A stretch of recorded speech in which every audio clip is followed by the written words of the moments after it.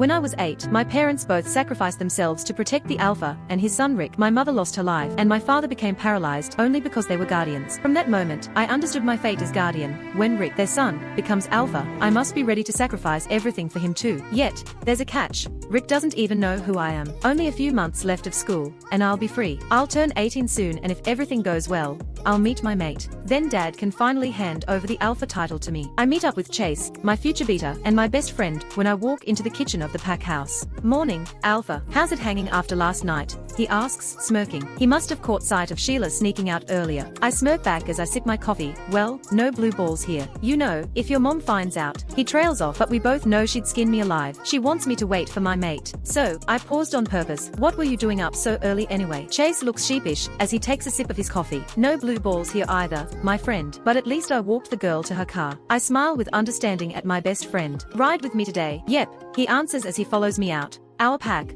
the Canyon Ridge Pack, is the second largest in the country. And even though we are not the largest, we are the strongest. My father is a powerful Alpha, and technically, we have 2 strong guardians. I've heard their stories my entire life. My mother created a memorial for Lily Nelson, the guardian that gave her life to save my mother and me. My mom visits the memorial at least once a week to leave fresh flowers. My father has dinner with Clint Nelson every week. I've attempted to join them, but my father says Clint doesn't like crowds. I know they have a daughter named Cara, but for some reason, my parents have never taken me to meet her. I can only silently promise to Lily that, once I'm Alpha, I'll take good care of her daughter. When we head into school, Chase and I are immediately surrounded by females. They are all hoping to be the next Luna, or beta female. Most would settle for a one-night fling with either of us, and we are happy to oblige. However, I would never take any of them as my Luna. Then I feel it. Someone's watching me. I look up, and my gaze locks with the most stunning green eyes I've ever seen.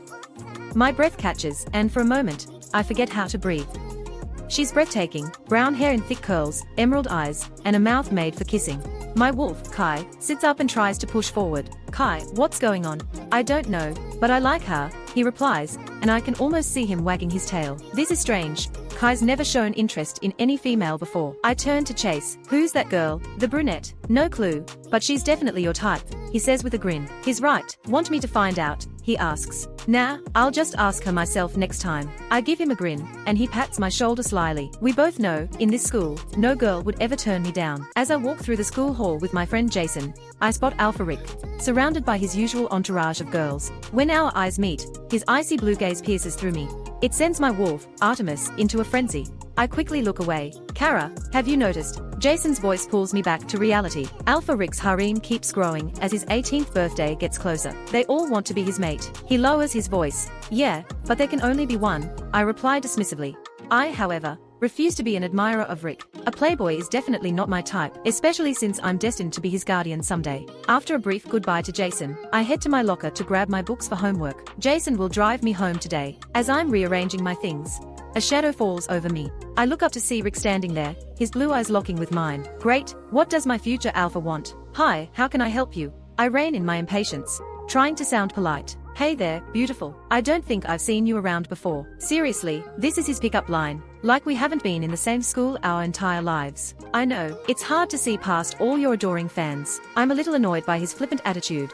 So I turn to face him and put on my best fake smile. Ready to have some fun. You are an Alpha, right? I ask, giving him my most starstruck look. I am, sweetheart, but don't let my aura intimidate you. I hear it can be overwhelming. Wow, he really thinks highly of himself. Even Artemis snorts in my head. The joke's on him. Guardians are immune to the Alpha aura. My father says it's because Alphas used to care too much for their guardians, ordering them to stand down in fights. Over time, that command stopped working on us. I guess I won't ever have to worry about that with this Alpha, not like he even knows who I am. Oh wow, I say, placing a hand on my heart, as if to calm my racing pulse. It's really nice to meet you. Artemis chuckles in my mind, laying it on a bit thick, aren't you? Maybe I am. But it grinds my gears that he doesn't even know who I am, especially after my family sacrificed so much for his. He puts his hand out to shake mine. I'm Rick, maybe you've heard of me. I give my best, oh my god, expression, making sure I look flustered. Oh, wow, nice to meet you, I say, shaking his hand. What I don't expect is the jolt that courses through me, like an electric current. It raises the hair on my arms. It's unexpected but not unpleasant. Rick looks startled for a moment. Did he feel it too? Weird. He holds my hand and looks at me expectantly. It's customary, where I'm from, to introduce yourself after someone introduces themselves. His charming smile suggests he's used to leaving girls speechless. Maybe he is, surrounded by dimwits all day, but I'm not one of them. Luckily, Jason just show up on time. Hey CA, I cut him off. Hey Jason, do you know Alpha Rick? Jason looks at me like I've lost my mind before turning to Rick. Of course, Alpha Rick is my future alpha. He inclines his head to Rick in submission. Jason, Rick nods back before turning to me. So, sweetheart, what's your name and which pack are you from? He really doesn't recognize me. What makes you think I'm not from your pack? I raise an eyebrow, shifting from innocent to sarcastic. He looks at me with that typical condescending alpha air, arching an eyebrow in return. Sweetheart, I know every member of my pack, and I don't know you. I lean closer, placing my hand on his arm and rise on my tiptoes. He leans in cooperatively so that I can bring my mouth to his ear. Clearly, you don't know every member. And my name isn't Sweetheart. I'm pretty sure I hear his quick intake of breath